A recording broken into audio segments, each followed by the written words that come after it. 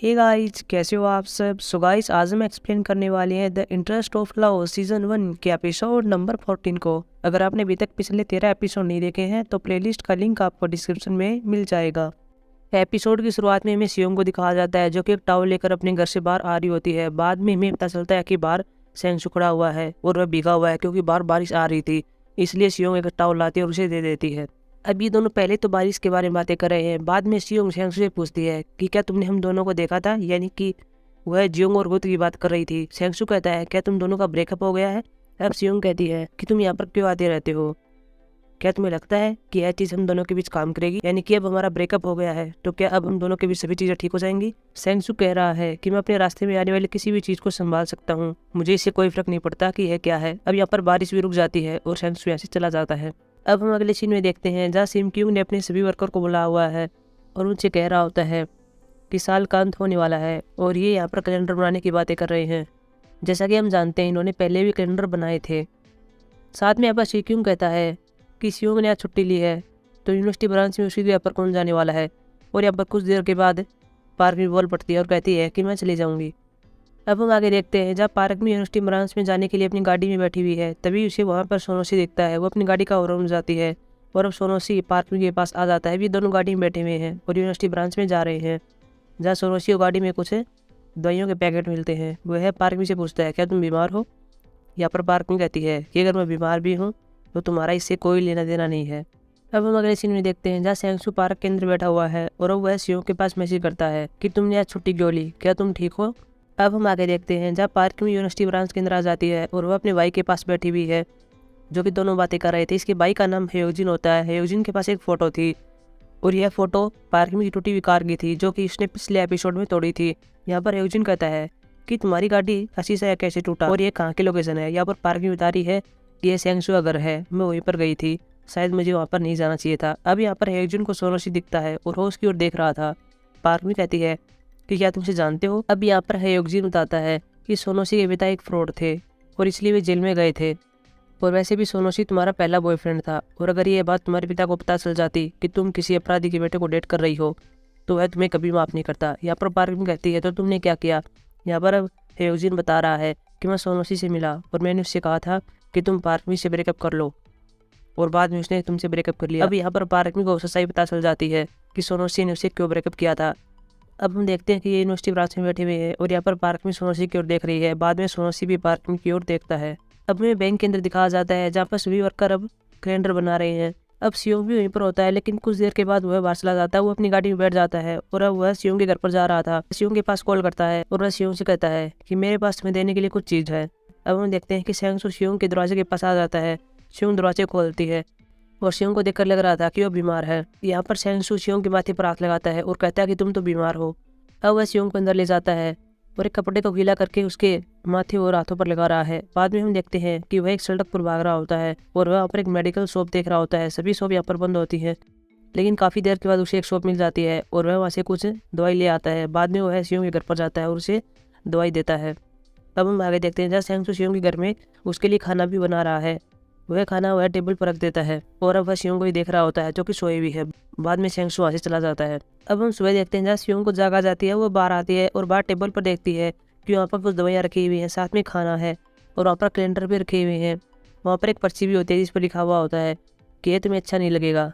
और यहाँ पर सेंगसू खाने की बात कर रहा था। बाद में सियोंग को वहाँ पर एक पौधा भी मिलता है जो कि सेंगसू ने लाकर रखा था और वहाँ पर भी एक पर्ची थी और जिस पर लिखा हुआ था कि तुम्हारा बरामदा खाली था। अब हम आगे देखते हैं जहाँ पर सेंगसू ऑफिस के अंदर आ रहा होता है। उसके सामने से सोनोसी आता है लेकिन वह सोनोसी कुछ नहीं बोलता। सोनोसी कहता है कि कम से कम हाय तो कह ही सकते हो। अब यहाँ पर सोनोसी कहता है कि एक लिस्ट जारी हुई है जिसके अंदर बैंक के वर्कर का दूसरी ब्रांच में ट्रांसफ़र हो गया है, क्या तुमने वह लिस्ट देखी। यहाँ पर सेंगसू कहता है क्या तुम्हारा ट्रांसफ़र हो गया है। सोनोसी अब कह रहा है कि नहीं, मेरा ट्रांसफ़र नहीं हुआ है लेकिन सियोंग का हो गया है। सेंगसू को हंसने लगता है। सोनोसी कहता है कि यह मजाक नहीं है, यानी कि यह सच है।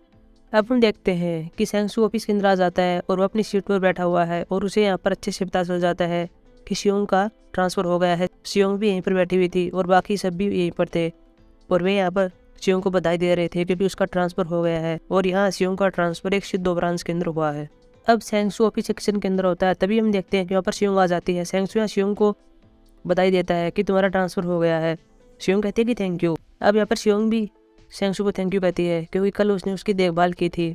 अब यहाँ पर शियोंग शैंगसू से कहती है कि क्या तुम इस वीक फ्री हो। वो उससे कह रही है कि तुमने मेरी केयर की है, साथ में मेरा ट्रांसफर भी हो चुका है, तो हम सेलिब्रेट कर सकते हैं। और शैंगसू भी कह देता है कि ठीक है।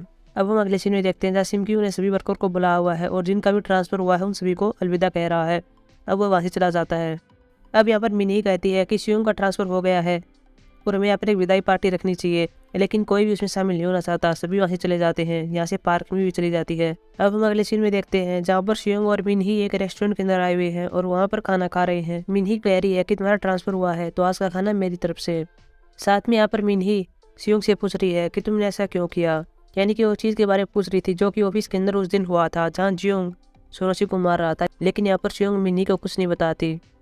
शियोंग यहाँ पर मिनी को कहती है कि हर चीज़ के लिए तुम्हारा थैंक यू। तभी हम देखते हैं कि यहाँ पर पार्क में आ जाती है। अब यहाँ पर पार्क में शियोंग से बातें कर रही है। पार्क में कहती है कि मैं यहाँ पर आना नहीं चाहती थी, लेकिन मुझे लगता है कि मैं तुम्हें अब आखिरी बार देख रही हूँ।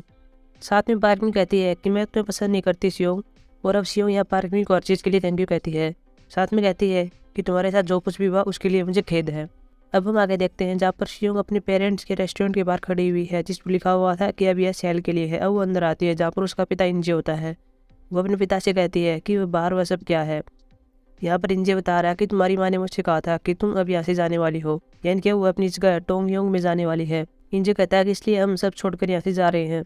अब हम अगले सीन में देखते हैं जहाँ शैंगसू अपने घर में होता है और तभी शियोंग का उसके पास मैसेज आता है और लिखा हुआ होता है कि चलो मिलते हैं। साथ में इस मैसेज के अंदर लोकेशन और टाइम भी होता है कि शैंगसू को उसे कहाँ मिलना है। अब यहाँ पर शियोंग अपने घर पर आ जाती है और जियोंग के कमरे की ओर देख रही थी। अब वह जियोंग के कमरे के अंदर बैठ जाती है और वहाँ पर उसके जितना भी सामान था, उसके कपड़े और उसकी बुक्स, वो सभी एक बैग के अंदर डाल रही होती है।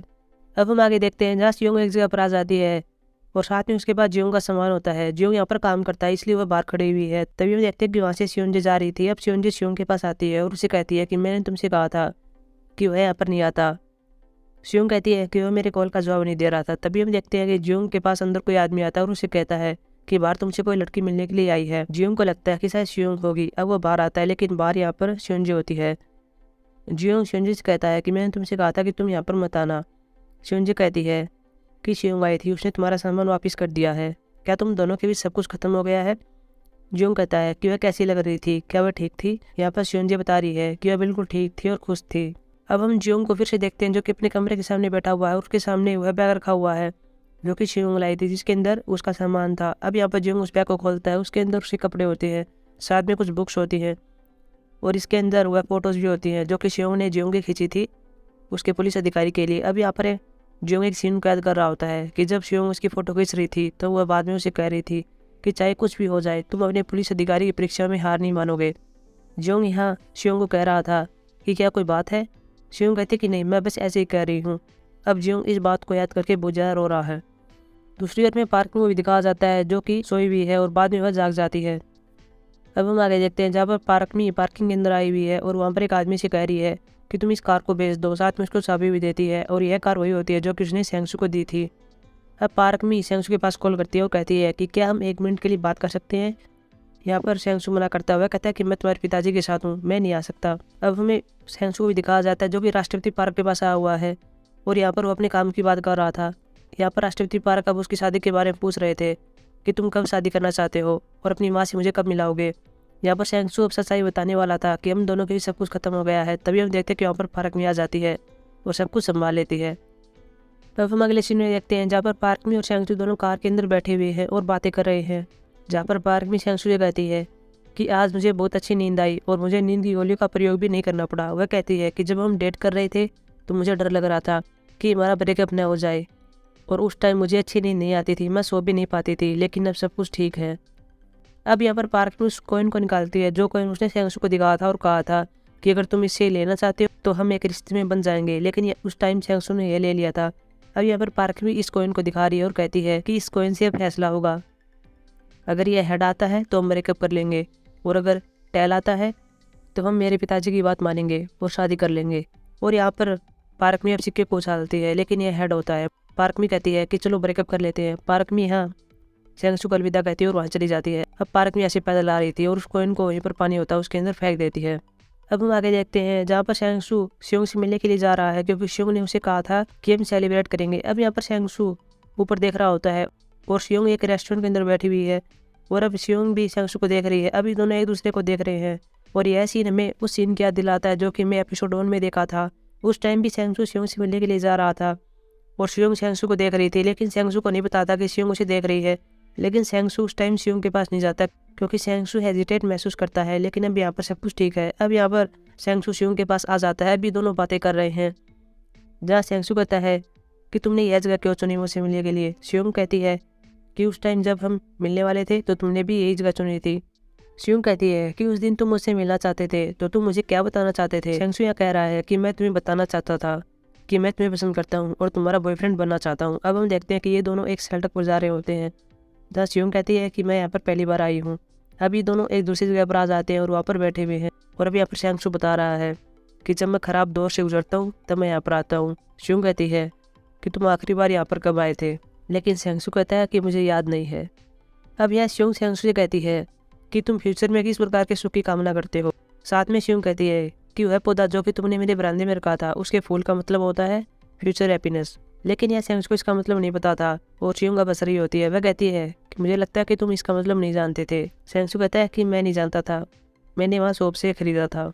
सेंगसू कहता है कि मैं श्योर नहीं हूँ, लेकिन एक स्टेबल और कॉन्स्टेंट लाइफ में ये अच्छा सुख है। अब यह सेंगसू भी शियोंग से पूछता है कि तुम अपने फ्यूचर में किस तरह खुशी की कामना करती हो। यह शियोंग कहती है कि मैं अपनी फीलिंग्स को रखने जा रही हूँ और मेरी खुशी पहले, यानी कि वो अपनी फीलिंग्स को छोड़ने जा रही है। वह सबसे पहले खुश होना चाहती है। अब हम अगले सीन में देखते हैं जहाँ पर शियोंग और सेंगसू गाड़ी में बैठे हुए हैं। यह सेंगसू शियोंग को उसे घर पर छोड़ने के लिए आया है। अब शियोंग का घर आ जाता है। शियोंग कहती है कि मैं चलती हूँ। सेंगसू कह रहा है कि क्या तुम नेक्स्ट वीक से सिद्धू ब्रांच में काम करने वाली हो। शियोंग कहती है कि हाँ। सेंगसू कह रहा है कि क्या मैं अभी तुम्हारे पास कॉल कर सकता हूँ। शियोंग कहती है कि मैंने तुम्हें कभी मना नहीं किया कि तुम मेरे पास कॉल मत करो। सेंगसू गाड़ी से नीचे उतरने वाला भी था, लेकिन शियोंग उसे मना कर देती है। अब सेंगसू वहाँ से चला जाता है। अब हम अगली सुबह देखते हैं जहाँ पर सभी वर्कर बैंक के अंदर होते हैं। तभी मिन्ही के पास कॉल आता है और यह कॉल सिद्धू ब्रांच की ओर से था। वे कह रहे थे कि यहाँ पर अभी शियोंग नहीं पहुँची है। मिन्ही कहती है कि शियोंग कहाँ पर है, वह अभी तक सिद्धू ब्रांच में क्यों नहीं गई है। तभी हम देखते हैं कि यहाँ पर भागकर बेयुन आ रही थी और बेयुन कहती है कि मुझे यह लेटर मिला है और यह शियोंग के लॉकर में था जिसके अंदर लिखा हुआ था कि उसने बैंक से रिजाइन दे दिया है। तभी हम देखते हैं कि वहाँ बाहर से सोनोसी आता है, उसके हाथ में कुछ चीज़ें होती हैं। वहाँ पर भी उसे पूछ रहे थे कि इसमें क्या है और यहाँ पर सोनोसी बता रहा है कि हमारे बैंक के पास जो रेस्टोरेंट था उसे एक चिकन रेस्टोरेंट के अंदर बदल दिया गया है और यह रेस्टोरेंट शियोंग के पेरेंट्स का था। सेंगसू को यह थोड़ा शक होने लगता है क्योंकि शियोंग ने उससे कहा था कि मैं अपनी फीलिंग्स को रखने जा रही हूँ और खुशी पहले, और साथ में अब रेस्टोरेंट भी बदल दिया गया है। उसे लगता है कि शायद शियोंग यहाँ से जाने वाली है, इसलिए शियोंग वहाँ से भाग जाता है। वो अपनी गाड़ी में बैठा हुआ है और शियोंग के घर पर आता है जहाँ पर कुछ लोग होते हैं जो कि सामान बाहर ला रहे थे। जैसे ही सेंगसू शियोंग के कमरे में जाता है वहाँ पर कुछ नहीं होता, वहाँ पर सारा सामान खाली था। अब सेंगसू यहाँ पर रो रहा होता है। सेंगसू बाहर आता है और अपनी गाड़ी में से अपने फ़ोन को निकालता है और शियोंग के पास करता है, लेकिन आगे से शियोंग को बताया जा रहा था कि यह नंबर सेवा में नहीं है। सो गाइस, ये था हमारा एपिसोड। अब अगले एपिसोड में क्या होगा कुछ कह नहीं सकते क्योंकि एपिसोड नंबर 15 का प्रीव्यू नहीं दिया गया है। सो देखते हैं अगले वीक क्या होगा। अब हमारी मुलाकात होगी एपिसोड नंबर 15 की एक्सप्लेनेशन में। तब तक के लिए बाय।